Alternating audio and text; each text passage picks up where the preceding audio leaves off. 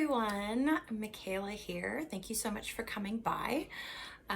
So October 1st to the 7th is Body Focused Repetitive Behaviors Awareness Week. So I wanted to share my experience and journey with trichotillomania. I'm 33 years old and I began pulling out my eyelashes when I was 6 years old.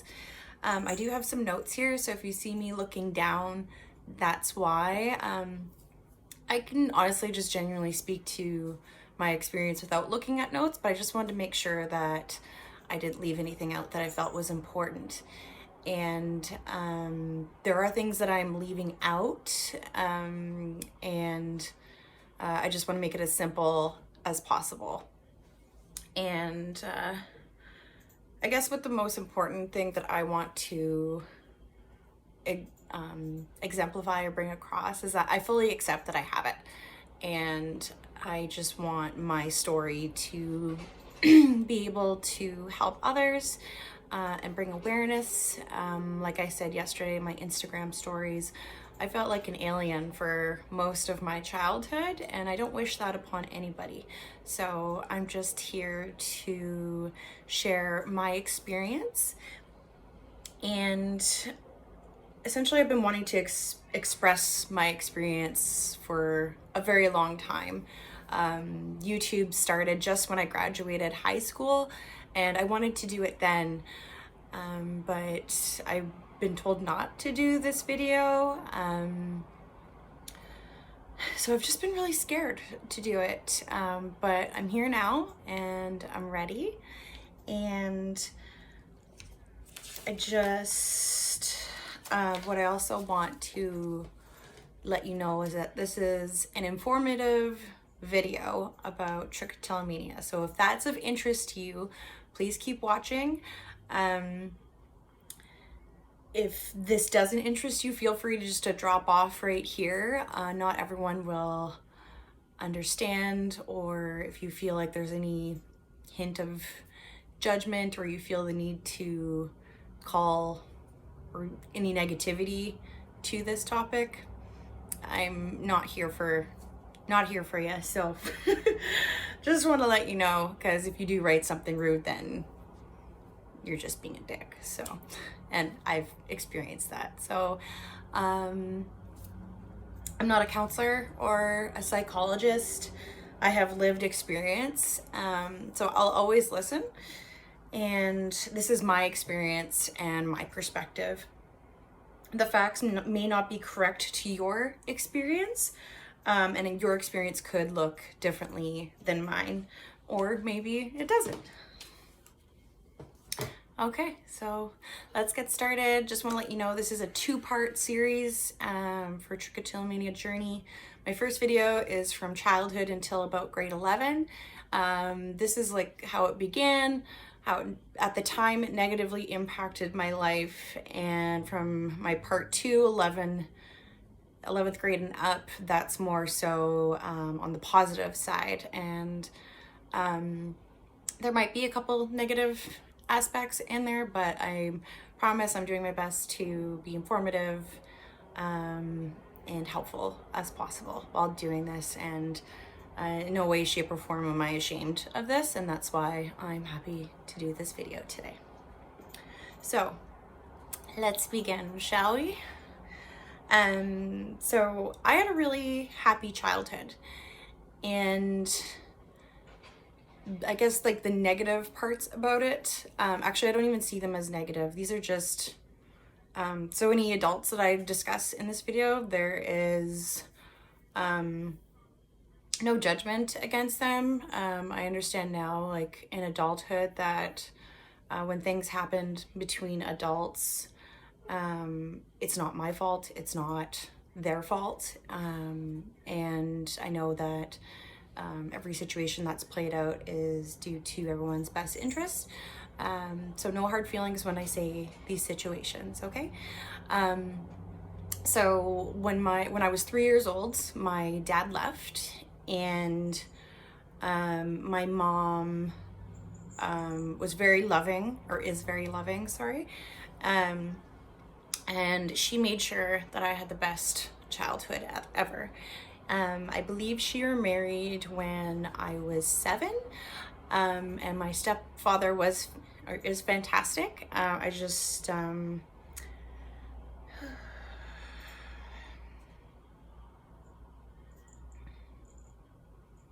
guess I had a really hard time understanding why, if I had a stepfather, then why isn't my real dad there? And like I said, I'm just saying this point blank, no judgment, no hard feelings for anybody involved. My mom remarried when I was 7, maybe a little bit younger than that. I can't quite remember. And like I said, my stepdad and my mom treated me very well. But there were issues in the marriage, and it was just an uncomfortable circumstance. And the reason why I'm sharing this is because this is like an environmental factor that could contribute to this, but I don't blame anybody. I don't say it's this person's fault or anyone else's fault or my fault. I feel like even if those situations didn't happen, I still would have found another reason or trigger to start this behavior. I don't even know if that's specifically what was the trigger, because with trichotillomania, it's not really pinpointed exactly how it begins, but stress triggers could be one of them. So around the age of 6, I started becoming fascinated with the texture of my eyelashes. I know it's super random, but that's just what happened. And I began becoming fascinated with the texture of them, and I started to pull them out, and I wasn't really sure why. I had pretty thick, long, beautiful lashes, so I would obsess about brushing them to the side. So like I would have like a little gap, but I would start brushing them to the side just to make sure that it wouldn't look noticeable that I had gaps in my eyelashes.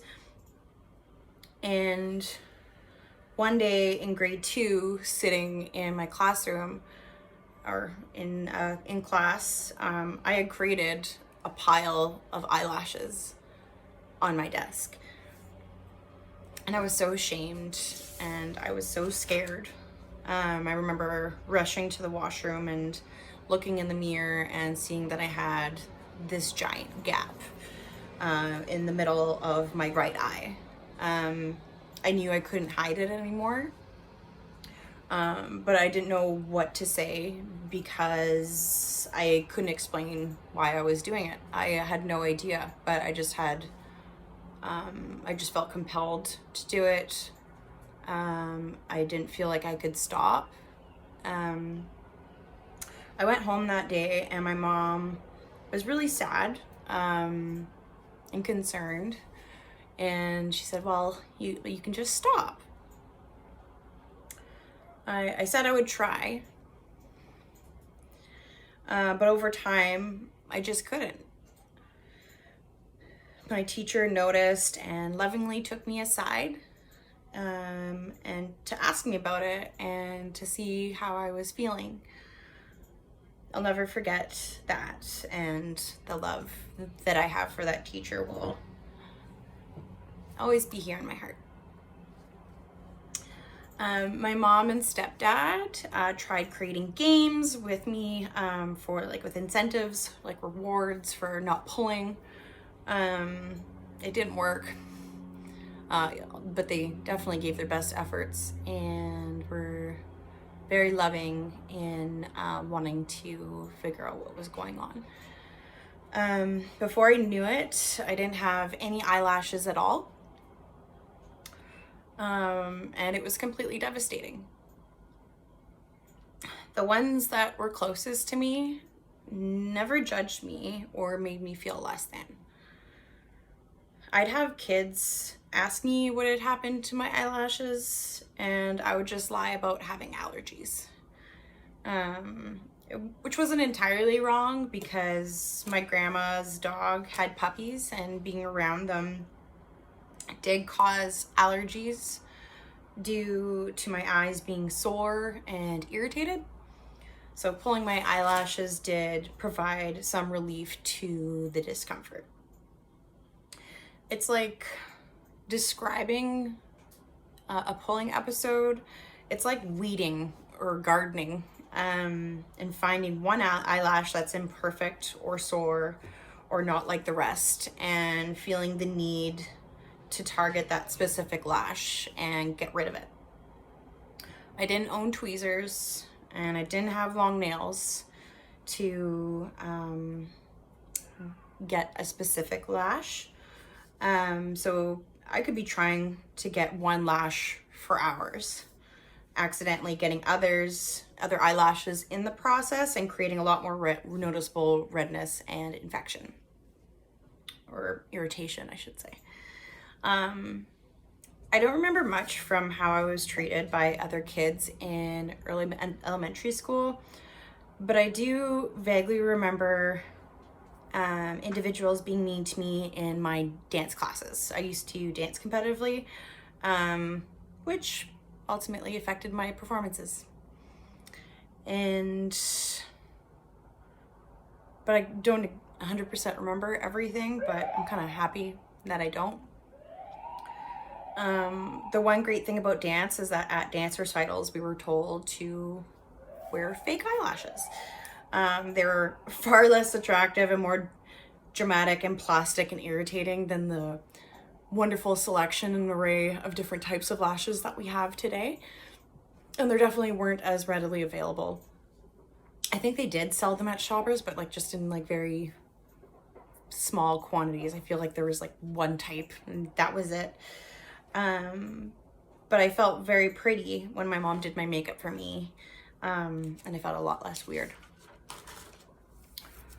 Finally, when I was 9, my mom suggested seeing a counselor, just because I was struggling just with my self-confidence and really didn't understand why I was doing this, and I just couldn't stop. No matter what I did, what I tried, no matter how much love and support that I had, just it wasn't going anywhere. So when I told the counselor, he actually told me that there are other people in the world that had the same thing that I do. And that it's a disorder called Trichotillomania, and it's a hair pulling condition. That was one of the happiest moments of my entire life, because from ages 6 to 9, I felt like an alien and a freak. And I felt compelled to know, everybody else in the world that had it and has it, and wanted to give them a big hug, because I know how crappy I felt, and I couldn't imagine how they were feeling too. Well, actually, I can kind of imagine, so it was a really good day. So in grade 6, I had some events that occurred that compelled me to want to switch schools. I begged my family to let me switch schools, and I didn't tell them why I wanted to. I might save that for another video. And they agreed, which was nice. I really wanted a fresh start. And things didn't go as expected. I almost immediately regretted the decision, but felt like I was stuck with my choice. People weren't as kind about my eyelashes. I tried to fit in playing volleyball, but I wasn't very well received and not very good at it. My teacher made it pretty obvious he didn't like me very much and preferred other students that he had known for the 6 years. So one day my mom actually suggested to me, because I was concerned about my eyelashes, she said, well, why don't you just fill it in with eyeliner? And I'll never forget that too, because that's literally where everything changed. It was just brilliant. I'd never thought of that. Like, I could just have like a little liner and just cover in those gaps, and it just would be a lot less noticeable. Because at this point, I was more concerned about what others thought. But at the same time, it just gave my heart ease to fill in my lashes and look in the mirror and feel like I almost had eyelashes again. So that question alone literally changed my life. I got a hold of my caboodle filled with makeup from dance, and I did my best to start putting on strip lashes and going to school in grade 7. But I would still get teased or questioned, are you wearing fake eyelashes? And I still felt rejected, even though I did my best to get along with all of my classmates. And there was a good majority that did. I started getting curious about makeup. My mom always looked so beautiful, and I would be fascinated watching her get ready every morning. So I started putting on a full face of makeup and wearing it to school every day. My teacher at the time in grade 7, he was fantastic. He's a great man. And he did call my mom just to like ask her like if everything was okay, or like he was just a bit concerned because I was wearing so much makeup. Like, I'm talking like full face, foundation, concealer, liquid eyeliner, eyeshadow, eyebrows, lipstick, everything. And my mom would just kind of laugh. She's like, no, it's okay. Michaela's just really enjoying it. She likes doing it. And he was like, oh, okay. Like, that was about it. But that's how much makeup I wore. It was like a dance mask, but I wasn't trying to like get boys' attention or anything like that. I just really enjoyed the act of doing it in grade 7. Around this time, I started hanging out with the different crowds and started going to dances. So I feel like everyone from my hometown may know about these college dances for 7th and 8th graders that happen every Friday and Saturday. These were a big deal and very dramatic. They were a lot of fun, and it was a really cool outlet, and that's when breakdancing was really popular, and there were some really awesome dance circles, and it was really fun getting dressed up and going out. And but in grade 8, that's basically when shit kind of hit the fan. I went to a dance, and there was a boy there that I really liked. Met him through friends, and so I was always like really excited to see him on the weekends and stuff like that, like every Friday and Saturday, just to see that cute boy. And after a few weeks, I guess, he asked me to slow dance with him, and I was really excited, and of course I said yes. Like, it was, I remember the song. It was Lone Star. Baby, when you touch me, I don't know, baby, you surround me. I don't know, just, it's so funny because like that song just brings me back to this. So corny. Like, I was even like closing my eyes as I danced with him. But when I opened them, there was a crowd of girls that was very upset. Turns out, one of the girls who used to be my friend had a crush on him too. they started calling me names.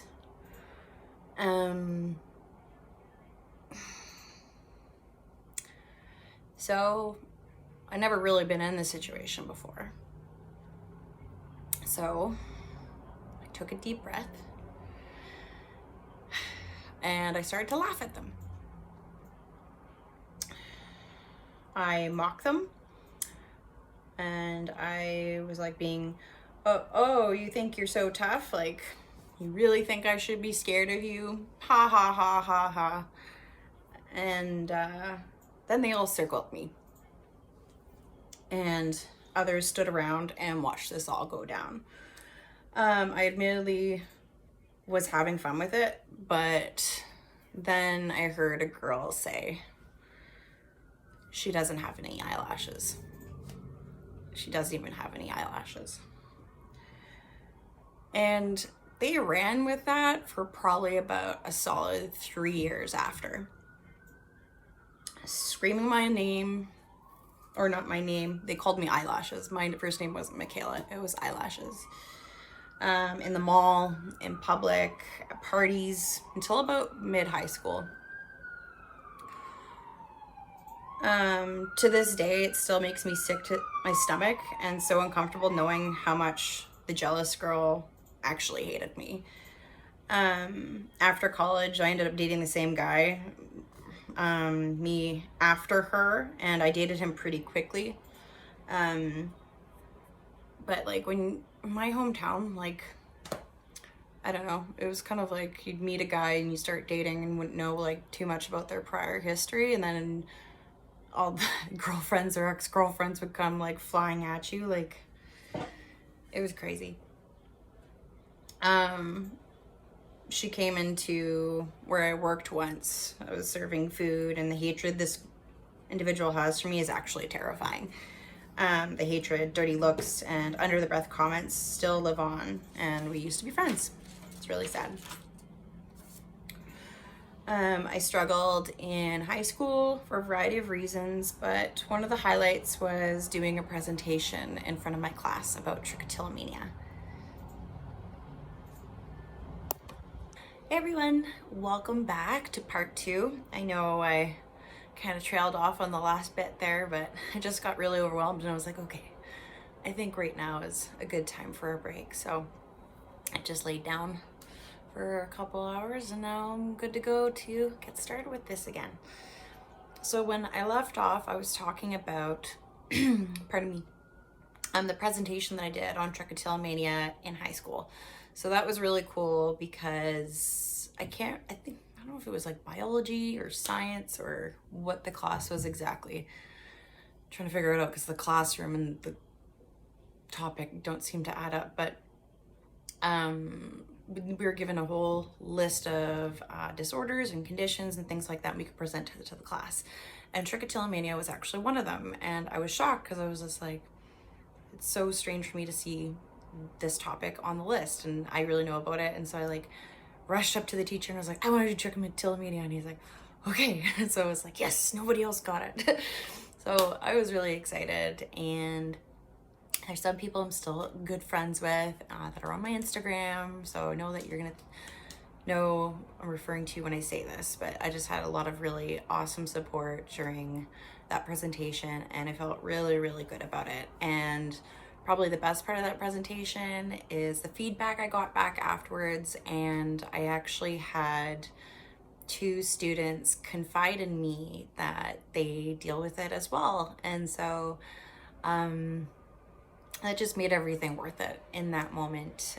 Just being able to talk to someone else who has a different experience than my own, but still similar in that way. So that was a really good milestone for me, my trichotillomania journey. And so I need to backtrack a bit. So I think that was in grade 10. So in grade 9, my family told me I had to go to an all-girls school, which honestly, I'm really grateful that I did. In grade 9 was my favorite year out of high school. It was the best. I found a great group of women that I hung out with, and I did my best to be friends with everybody, and no one judged me about my eyelashes at all. I wore fake eyelashes to school, and I would get compliments on them, and people would know like what my secrets were. And it was great, and it was almost like what I was known for was my fake eyelashes. I forgot to mention too, like I started pulling out my eyebrows when I was 11, I think. And so skinny brows are really in at this point, so it completely justified my over tweezing. But it's what I was always known for, was lashes and brows. It was always like kind of the running joke with, because like I'd always lose one, or I'd go to a friend's house and spend the night and lose one in my sleep, or leave one on the floor, and people would always find fake eyelashes around their place, but they always knew it was me because I was the only one that wore them. So I just felt a lot more comfortable in my own skin, and I'm just really grateful for that experience, because I don't think it would have been that way if I went to a co-ed school. So once I started becoming intimate, if you will, just before the age of 17, it came to my attention about a new fear pertaining to trichotillomania, was concealing it from someone that I was dating. So with that, like an eyelash flipping up or falling off, or showering, and backtrack to my childhood, like I always had a fear of swimming in front of others. So even if I was swimming in front of someone that I was dating or that I liked or anything like that, always feeling the need to cover my face. And so once that started happening, I just became more, I used makeup more so to cover up my face. And just, I was scared to actually let a male see what I really looked like. So I was always having like a full face of makeup, or like if I ever slept over and like would feel really embarrassed like the morning after, and like would try to like fix my makeup, or if I forgot my makeup bag, I would just be so uncomfortable and scared. And there were some men that were nicer than others for sure. But yeah, that was just a definite turn in my trichotillomania journey. In later high school, grade 11 and grade 12, I actually participated in makeup for theater, and I just loved it so much. I had such a great time, and really fell in love with applying makeup to other people's faces. And I was able to develop my own tips and techniques and tricks, and like everything that I've done is completely trial and error. Like I literally started doing makeup when I was in the 7th grade. So I don't know, it's just, that's kind of what set me apart. But I just love talking about it. And I definitely was like the more artistic one out of my friends, but I felt very loved and supported. And that's when things really started picking up for me, and like deciding what I wanted to do for the rest of my life. Fast forward a couple years, like 10 maybe, I decided to move to Calgary. I lived there for about 3 years, and probably into my 2nd year, actually started working at Sephora. I applied at MAC and Sephora accepted my application. And that was probably like one of the best time periods of my life, because that was the first time where I actually met like such an incredible community of women, very eclectic, artistic. They were all artists, so it was just really awesome getting to know women who had similar interests as I did. And at this time, strip lashes were taking off. Like this is when like lashes really boomed, when I started working at Sephora. And I never really had experience applying it on others, but Sephora was just undergoing getting the insurance for artists or like color consultants at Sephora to actually apply them on clients. And I was so excited. I was like, oh my goodness, I actually get to do this at work and put lashes on others. I've never done it before, but I'm like, I feel like I got this. I feel like I can do it. And let me tell you, when I started applying lashes at that place, I sold so many mink lashes. I'll try to find pictures and post them later about the type of lashes that I did, but people would be like, oh my gosh, I love your lashes, can you put them on me? And they would buy them. Like, I admittedly sold a lot of them, and it just felt so good. And I would say like the best part of my job, aside from meeting the amazing women that I did and that we're still in contact today, is meeting clients that actually were struggling with hair loss, and I would meet others with trichotillomania, or someone that underwent chemo treatment and really wanted help with something, creating really natural brows and eyeliner. And just from my own experience, I was able to help them out with that, and just to see like the happiness in their faces, it just really felt like my calling. And so at that point I was 25 years old, and so I decided to move back to Sault Ste. Marie, Ontario, my hometown, to pursue a career as an esthetician. So I wanted to get my diploma. I felt like, okay, I'm 25, I should have a diploma in something, and this just felt like it was right up my alley. Also, one thing I also wanted to mention is when I lived in Calgary, I met a boy. We didn't date for very long, but he was the first one that I could actually be open and honest about not having eyelashes, and he appreciated me for who I was, and that felt really good. And that was also another turning point for me, because I didn't feel like I had to hide anything from him. And then I just became a lot more accepting, because I knew that the right people appreciated me and knew me for who I was, and I didn't feel like I needed to hide anything anymore. So when I worked at Sephora, I was just like really open and honest about it, and it felt very liberating. So when I moved back to my hometown to pursue school to be an esthetician, I was able to polish my skill set, because I was more like a creative artist. Like I love doing something like really, really natural or really, really crazy. I needed to learn like that in between. So I started doing normal daytime, nighttime, bridal looks. And I was able to help teach the students how to apply strip lashes even before it actually started in our course. I also was able to take a course in zombie makeup, and then I was also able to start working on film and help out with photo shoots and doing a creative portfolio, and that was probably like the coolest time in my life. This video is kind of like a combination of trichotillomania and like my makeup career.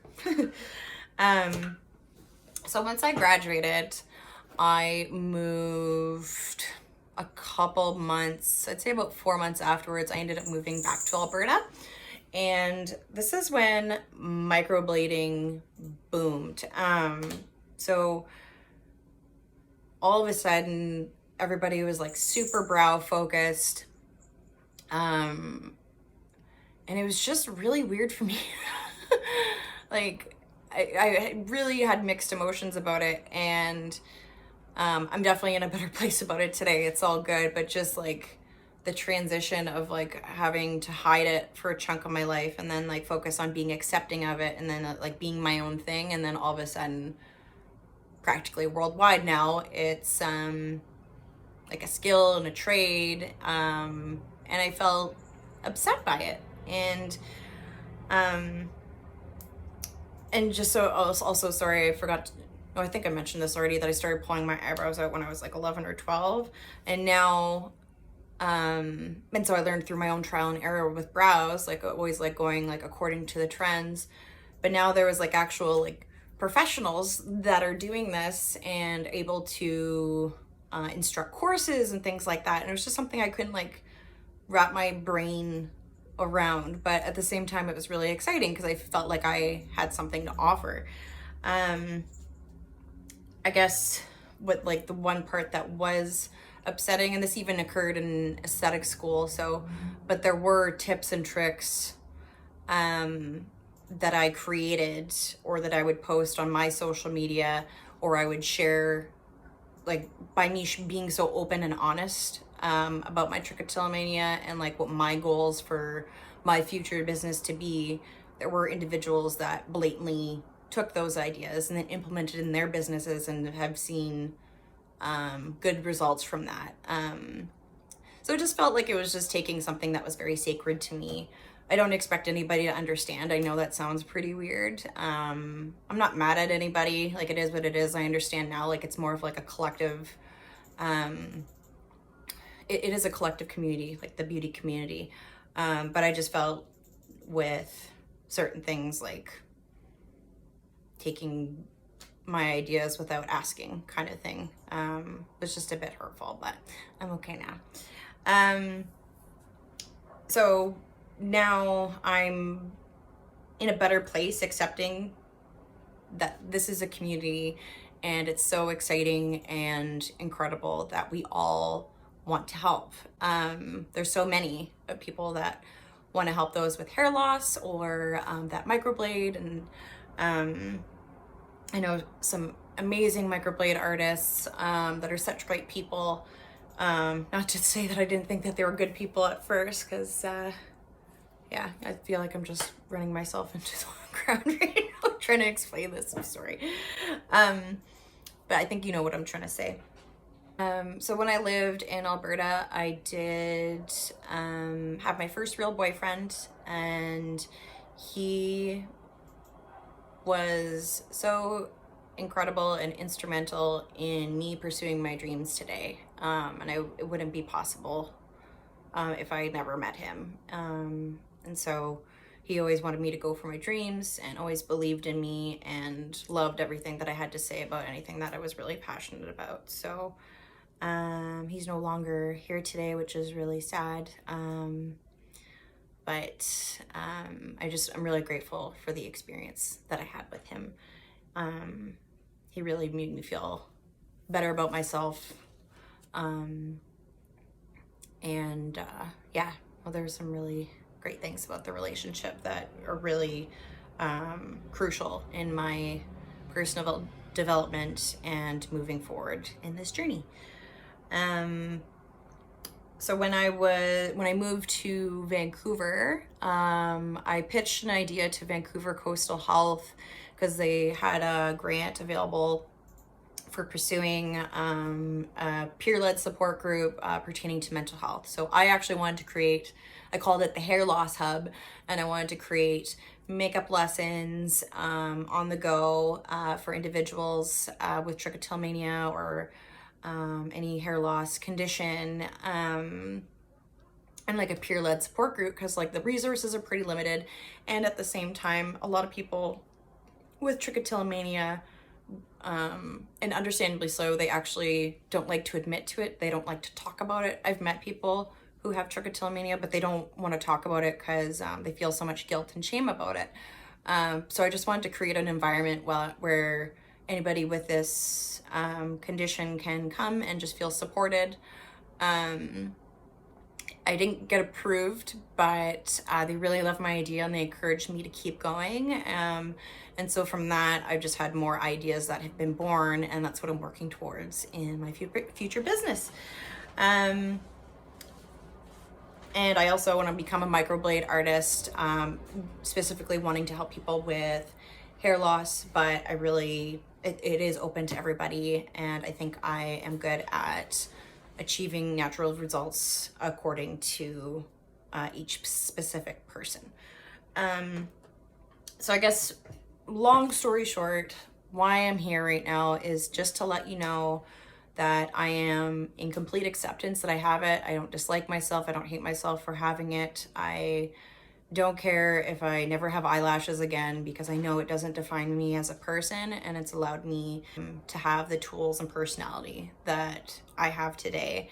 And I honestly would not be able to do it without the people that have always stood up for me, that have always supported me and loved me no matter what hair I didn't have on my eyes or my eyebrows. I love you all. I hope this helped. I hope this made sense. And I'll be doing a lot more videos soon. Officially out of my comfort zone, so any video from this point on is going to be a lot easier to do. Love you all. Bye.